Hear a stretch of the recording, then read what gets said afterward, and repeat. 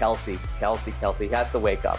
It's a huge difference maker in this matchup. I'm excited to see what he does. I'm here. Throw me the football. He's going to get his action. He's Saquon Barkley, Offensive Player of the Year, 2,000 rushing yards. Engaged to Taylor Swift, obviously. Got to mention that, of course.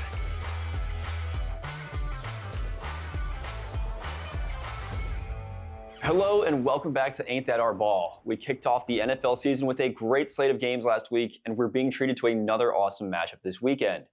The Philadelphia Eagles and Kansas City Chiefs are set to face off in Arrowhead on Sunday, and there are plenty of storylines tied to the game. Today, we're going to take a look at the matchup between Patrick Mahomes and Jalen Hurts, the wide receiver chaos both teams are facing, Jalen Carter's return to the lineup, the Super Bowl rematch, and our predictions for the game. I'm David Scott. Alongside me is football expert Ryan Sanudo. Ryan, how you doing today? Doing great. Lots of things to get to. Let's get things started. Yeah, we're going to start with the matchup between Patrick Mahomes and Jalen Hurts, the two quarterbacks of the two teams. Great quarterbacks in their own rights. Does anyone have the edge here? I'm going to give it to Patrick Mahomes. I mean, the guy only has 3 Super Bowl MVPs, 2 MVPs in the regular season, so I'm going to give Mahomes the edge here. His arm is better than Hurts. I mean, let's not get it twisted. He can run too. That's an underrated aspect with him. And as for Jalen Hurts, he can throw, but, he uses his legs when he wants to, when he has to.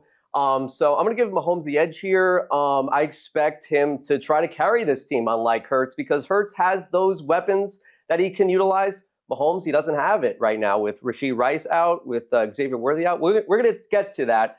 But Mahomes, I would give him the edge in this one. Yeah, you made a quick mention of it. Mahomes definitely has more passing talent in this game. Hurts, obviously, the great rusher of the Eagles. But I think Hurts could elevate his game a lot more if he started throwing the ball downfield more.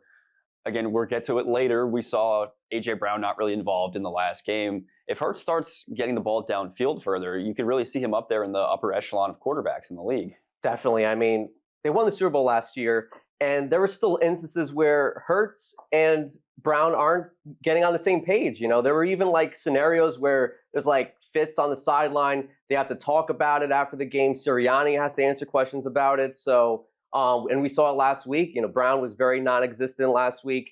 I'll give the Cowboys credit. They used a lot of zone, which, gave fits to A.J. Brown. But, A.J. Brown has to get it together. We know the talent that he has, with Brown. Multiple, Pro Bowls that he's won. Brown is just going to find ways to get, find ways against that Chiefs defense. And because he has Smith, Devonta Smith with him too. So the defense has to realize Smith is on the field too. Saquon Barkley's on the field too. So A.J. Brown, I think, will get it together because his talent speaks for himself. We know what he's capable of. I expect 5-6 catches against the Chiefs defense because I think the Chiefs use a lot of man coverage instead of zone. And Brown can use that to his advantage. We saw that in the Super Bowl where he was active. So I expect Brown to get things together. Yeah, it always feels weird when he's not especially involved in the game, but it's almost something we've gotten used to seeing. They'll have a couple great games together. They'll link up well over and over again. And then Hurts and Brown just don't know what they're doing together for a couple weeks. And then it comes back. It's very sporadic. It feels weird, but no one seems to have been able to repair that relationship. A lot of wide receiver ones and quarterbacks work really well together. And then here in Philadelphia, it seems to just have never completely clicked with the two of them since the trade. Obviously, they've had success with the Super Bowl, but personally and on the field, there seems to still be a clash. I think so. And Brown, I think he can answer those questions this week. I think he has the capability of owning that Chiefs defense because the Chiefs, I think, will realize Barkley's on the field, Smith is on the field. Goddard might not play, so that just gives Brown more leeway to find things on Sunday. And I think Brown will, say, you know what, I'm here. Hurts, throw me the football.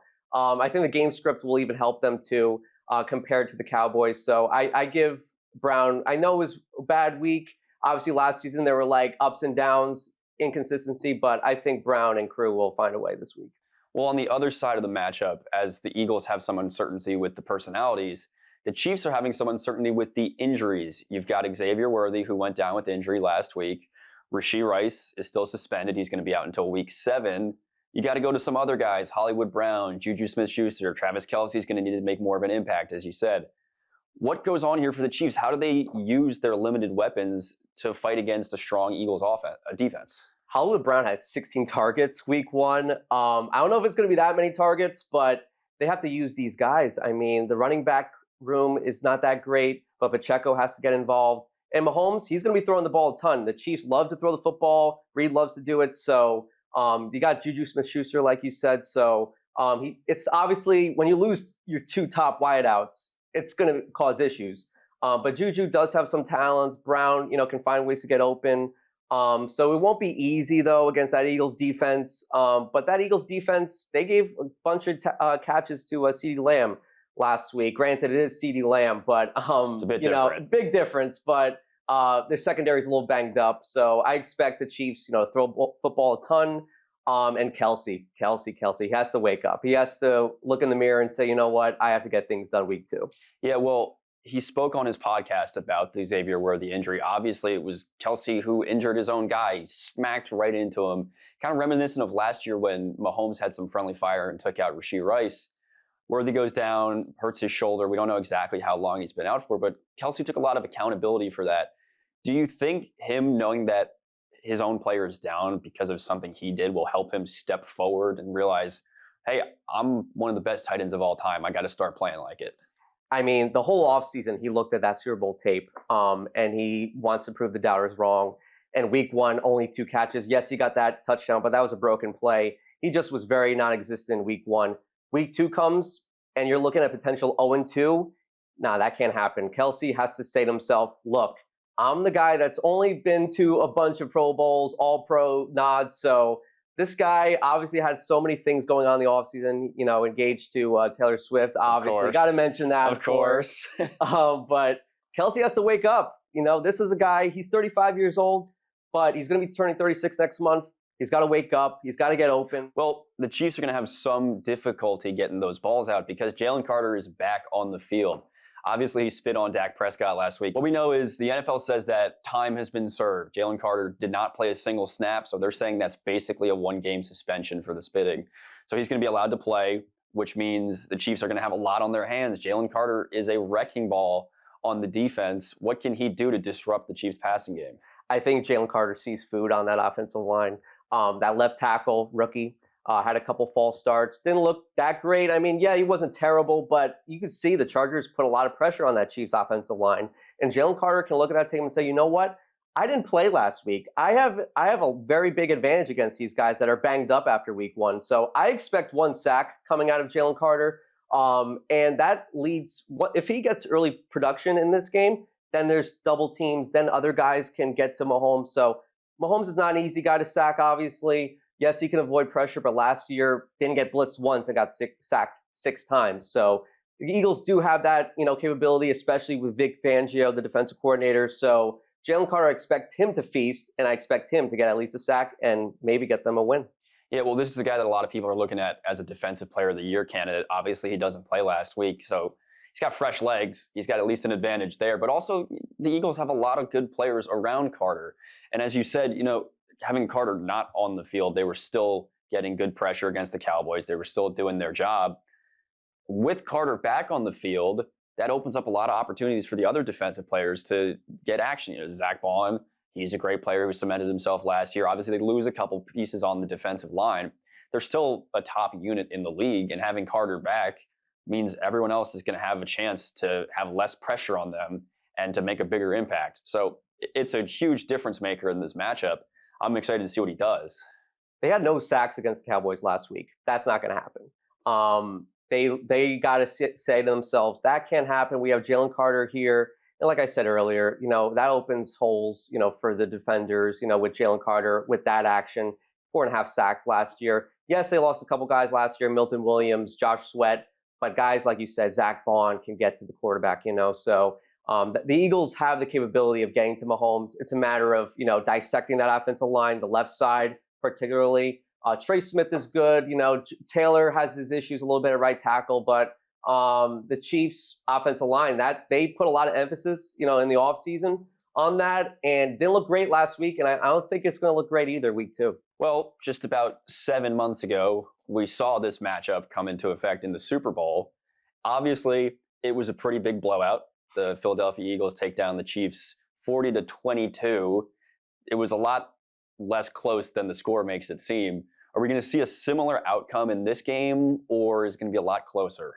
I think it's going to be a lesser score. I mean, 62 points, that can't happen. I'm going to say it's going to be low scoring, just because I think the Chiefs are going to say, you know what, the clock is your friend, especially against that. You don't want the Eagles offense to be on the field 9-play drives, 10-play drives. So the Chiefs have to realize, let's be on the field for a long time, put pressure on the Eagles in that defense.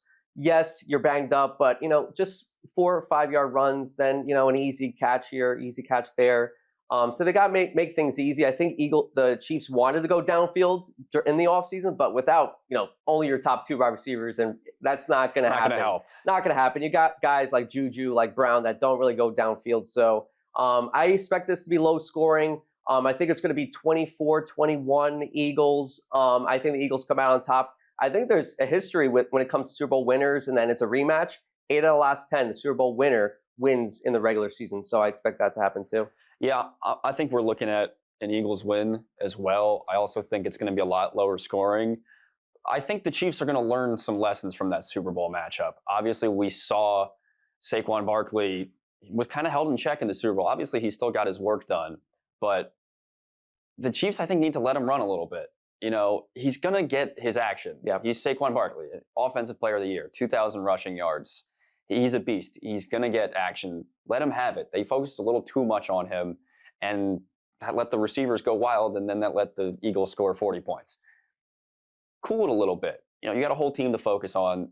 Defense is going to be essential here, and you're right, it's not going to be 62 points. I think it's going to be right around where Vegas has it at. 27-20 for the Eagles. I think you said it right. They gave up a lot of big plays. Brown, Smith, even Dodson had a big play against the Chiefs. So yes, Saquon's there. You got to realize that you can't give up a big play to him, but Barkley does it in his sleep. So I think the Chiefs have to realize, we have to focus on the top guys too, like Brown and Smith. Goddard might not play, so I think that gives obviously an advantage to the Chiefs in that aspect. The Chiefs have good players on defense. We were so surprised with the Chargers, how they ran things, but it was just because they were passing the ball a lot, and the Chiefs didn't know that was going to happen. So the Eagles don't throw the ball a ton. They like to run the football too. Hurts likes to run. I expect it to be low scoring, and I expect the Chiefs players to realize, you know what, that's Super Bowl. Let's learn from it. Don't see them winning, but they're going to keep it a little bit more close than a 40-22 game. All right, so we got 2 picks for an Eagles win. That's going to do it for Ain't That Our Ball this week. You can catch us every week, and every Monday you can watch our tactics show, X's and O's. Please leave a like, comment, and subscribe, and let us know who you think is going to win the Eagles-Chiefs matchup.